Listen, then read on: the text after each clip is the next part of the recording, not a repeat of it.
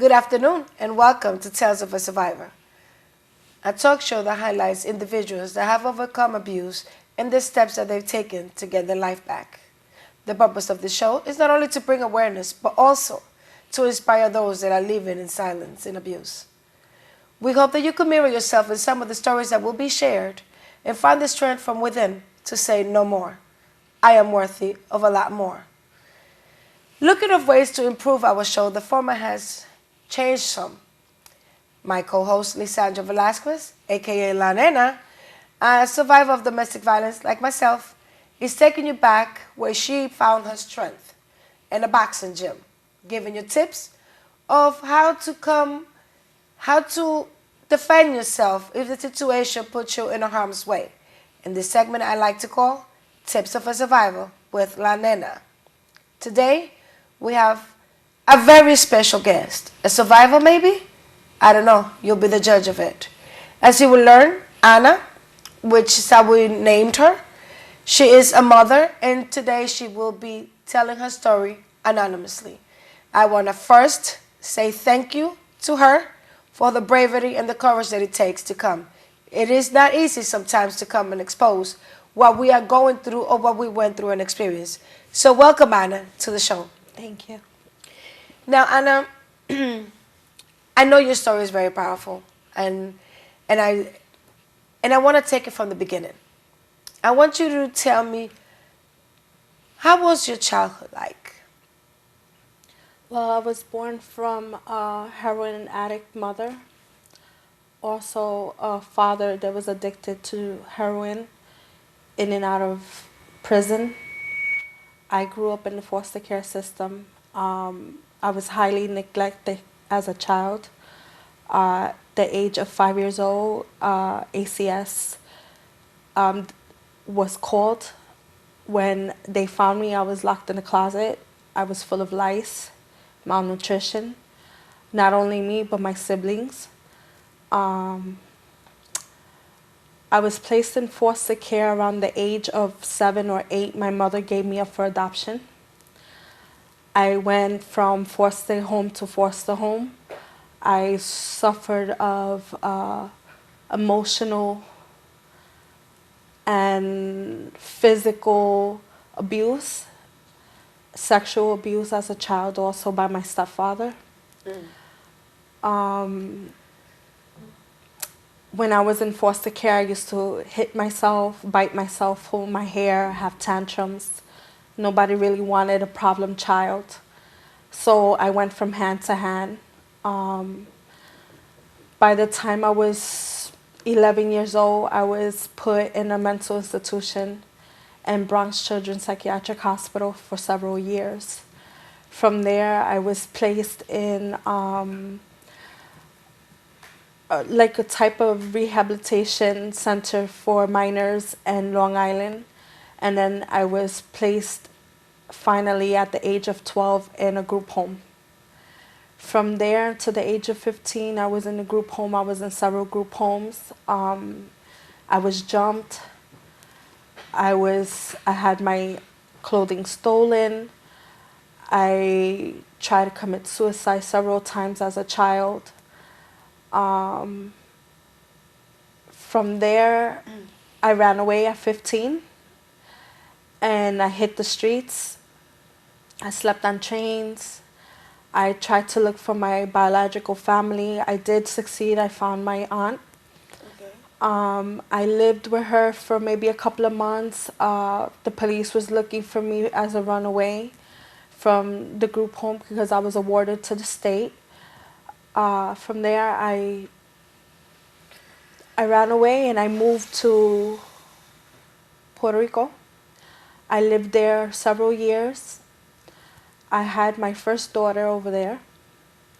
I came back to the States. I found myself as a single parent with nowhere to go. I was in the shelter system. I got pregnant again by a second relationship. It didn't last. And I found myself soon in a shelter with 2 children. Let's stop there before we go to where we are right now. You know, as a mother that we both are, I'm listening to, I want to go back to your childhood because I know there is a lot of people that have going through that. I know there's a lot of viewers that maybe came from parents that were addicted to something, whether it was heroin, crack, or whichever way. Tell me, how did you feel? You said you was jumped. You said you went to a psychiatric institution for a while. Tell me, what is the thing? At 5 years old, I mean, is there any memories that you have with your biological parents before they were taken, that you was taken away from them? I do. I found myself a lot of times taking care of my siblings, even at such a young age. I had overwhelming responsibility to feed them, to change their diaper, try to be some type of comfort for them because my parents were absent. At 5 years old? At 5 years old.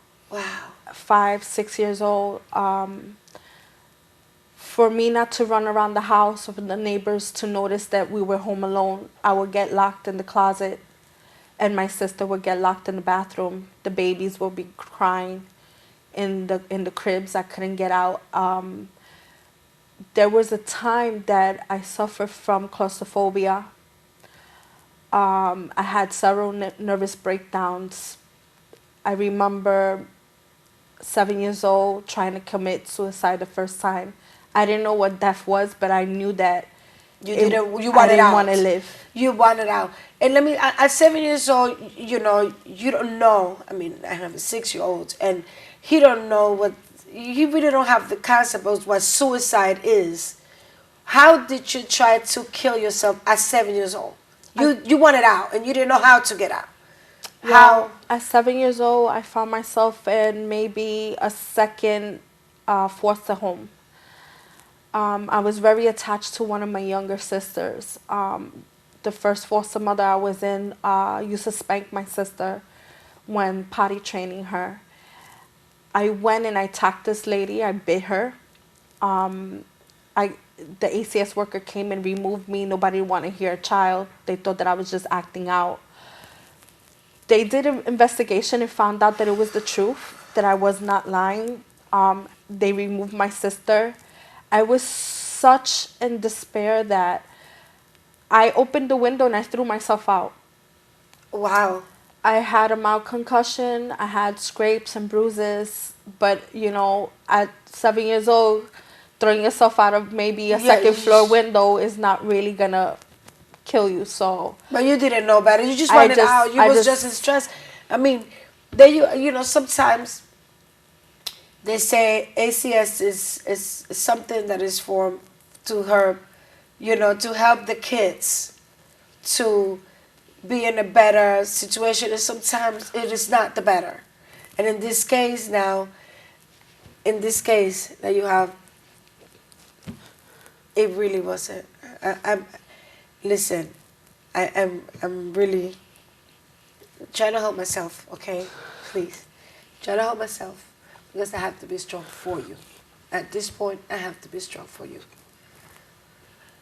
So, there you are again. You threw yourself at 7 years old for a second floor. They removed your sister. Have you seen your sister ever since? I have never seen my sister again.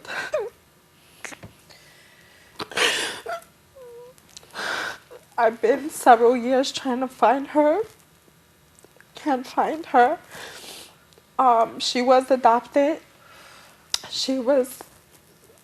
All my siblings were adopted. I was the only one that stood in foster care because I was considered the defective child. You know, they were younger, they were treatable. I was already older, and back in the day they used to say, well, big children come with bad habits.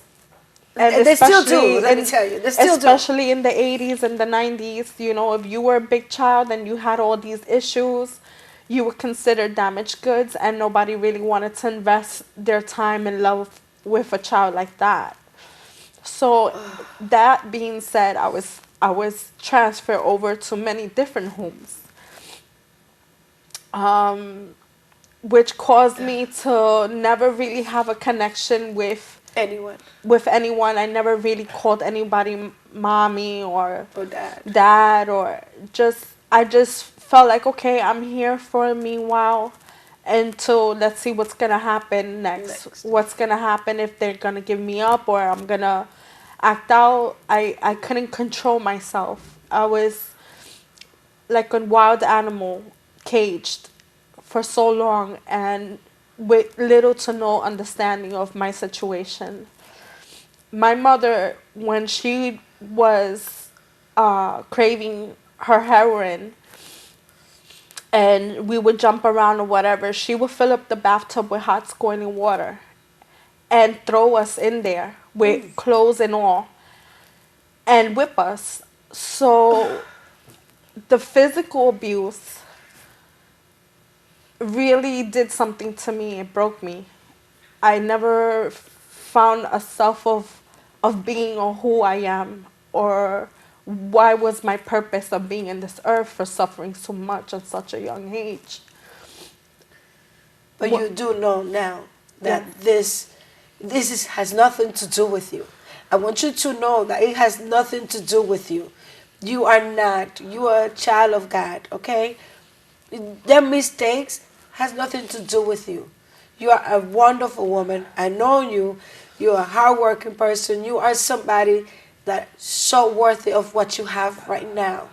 Okay? It has nothing to do. A lot of times, kids, whether it's divorce, whether it's anything, we find ourselves blaming ourselves. I've been there. I know. We find ourselves blaming ourselves, but as we grow and we become smarter or wiser or with more experience, however you want to call it, you have to understand it has nothing to do with you. You understand? It really has nothing to do with you. And you don't understand how bad I want to hug you, girl. I want to hug you so bad, but right now I want to. We're doing this to inspire those that are there. A lot of people that are there right now watching us that went through the system as well, like you did. And you're right, damaged goods. I heard that no once, many times. And they have the kids that age out of the system and then they're on their own. So continue. So then after that, you are a perfect example of what we call, when you put yourself, like, you guard yourself. Sometimes the guards, you don't want to let people in, but actually in your case, those guards was keeping you inside. Right. It wasn't keeping people, it was keeping you inside because you have so much love to give. Right. I mean, look what you have on. You have so much love to give. But the guards, it was just a mechanism that you tried to protect yourself. I mean, Right. It was definitely a protection mechanism. Um, when you're a child and you're not shown compassion, when you're not shown love, it's hard to build these connections that are non-existing. As I grew older, I was not promiscuous as a teenager. I was actually, I rebelled against men. More stemmed from when my father was in prison and my mother was left alone with us. She would have different men coming in and out the house or whatever the case might be, and she put us like a stepfather, a temporary stepfather. And when he would bathe me and my sister, he would put soap in our private parts so much and so hard that we would be burning and in pain when we urinated. So did you ever tell your mother? I didn't know how to tell her. I thought it was normal. I thought it was normal because of the You never had the fact father figure? of the fact that my father was always in and out of prison. But not only that, we was always left alone. So all we knew was smacks and hit with the belt and locked in the closet. We And didn't know any better. We thought that this was part of growing up. As I got older and I came to have knowledge of what's wrong and what's right, I found myself in a situation knowing that what happened to me was bad. It wasn't something that should be accepted as a norm of daily life. It was actually called neglect and abuse. That's right. And this is when I was placed in a psychiatric hospital as a child that I realized by talking to psychiatrists and therapists that what happened to me was not normal. When I would watch movies and see family movies and see, you know, how they treated themselves, I noticed that what I lived was not normal, was actually very dysfunctional. So it did something to me. It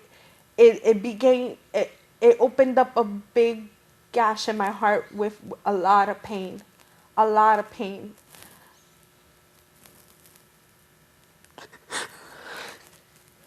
Listen, I this is this is a very, and as you see, this is a very hard interview for me. When it comes to, I'm not saying much because I see it in you that this is something that you need to let out. And I stay quiet and I just listen because I want you to express yourself. I want to let this out. You know, as a 7-year-old, you don't have that parent to hug you and say I love you and to give you a hot meal. No, you at 5 was taking care of your siblings. You at 5 was in a closet because that's what your mother wanted you to do when she goes out and look for drugs. And I mean, I can't even, I can't imagine what you went through. And as I listen to you, I try to put myself in that situation, but I can't think back to 7 years old. You know, as I'm lost of words. I'm really speechless. And again, and I'm letting you vent because you need to let it out. I'm really, and I wish, because of all the reasons that later will unveil to our viewers why you remain anonymous, I really wish that there's a way I could help you to find your siblings, especially that little sister that you defended and you was called being a damaged kid. And I know that made a lot of harm for you. Um, I want you to tell me now when you aged out, or you say you went to Puerto Rico. I left at the age of 15. I left. I was running away from about 14 to 15 years old. I would, you know, be on the train sleeping. I would have a friend of mine from the group home. We would run away together, so we have each other's back. Okay. There was no way out. Okay. Go ahead. Give me 1 second. Could you shut it off for me, please? I'm sorry. Around 15 years old, I moved to Puerto Rico. I came to find out that my biological father was dying of AIDS in prison. He was serving a life term of, he was serving 18 to 25 years, better said, for murder, gun possession, and drug possession. My mother was also in and out of prison all her life. When I got to Puerto Rico, I lived with an aunt for maybe about a year. Of course, you know, knowing that she was blood, but not knowing who I was or what I went through, she treated me very indifferent. I had to clean. I had to, you know, when they would go out, I would be left behind. It was a lot of things going on. And when I was about 16, I met a guy, which I fell in love with. Was my first sexual encounter with a man. Your first sexual encounter willingly. Because Willingly. she was already abused by your stepdad. Right. So something that came out of you. How was that? How was that? I mean, as a person that went through sexual abuse, and you know, in a bad way, how was that encounter? Were you able to open up? It took me a while to come around to him. He would take me to the beach. He would, you know, take me out. I never had an experience of somebody treating me kindly, especially from the opposite sex. And it was good in the beginning. Everything is always good in the beginning. Oh, yeah. There's a phrase that they say in Spanish, my mother always say it all the time. Nueva agarre bueno. Exacto. So, as time progressed, I noticed he started using something called cine. What's that? Cine in Puerto Rico is a slang word for paint remover.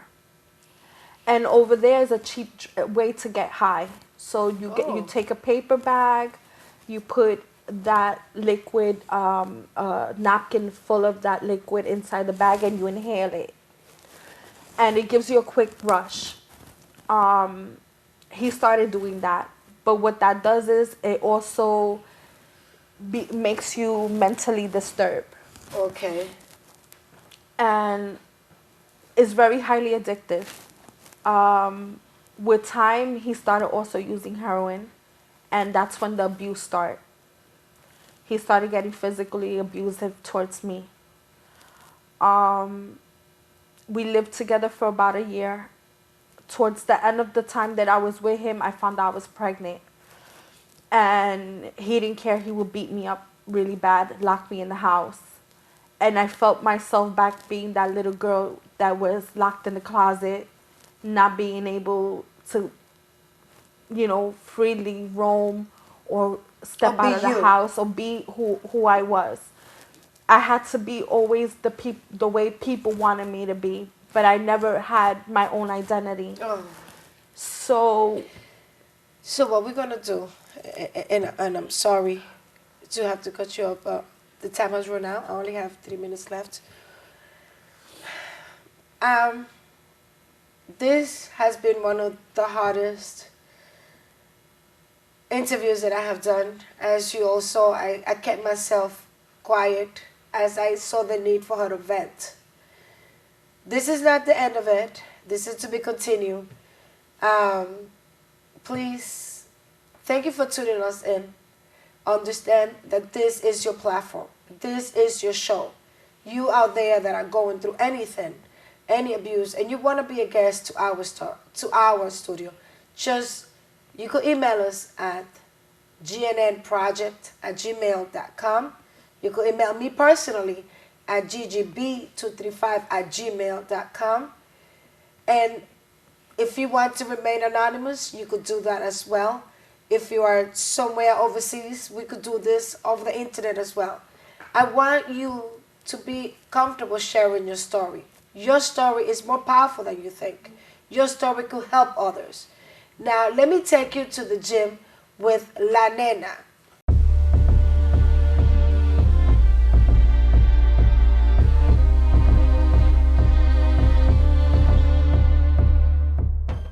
What's up? It's La Nena from the GMN Project. Today we got a few survival tips for you. Number one, Melissa, can you come in? Very sensitive spot right here. If you see that chin up here, and you're scared, just try to get it right in. If there's a man, you know, of course a man is always stronger than you.